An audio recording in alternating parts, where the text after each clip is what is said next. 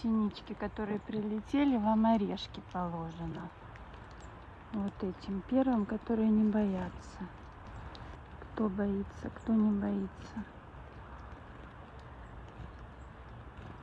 Кто не боится, тот взял орех. Прилетела специально за орешком. Вот такие импровизированные кормушки для синичек. Очень им подходят. Кто-то повесил, молодец.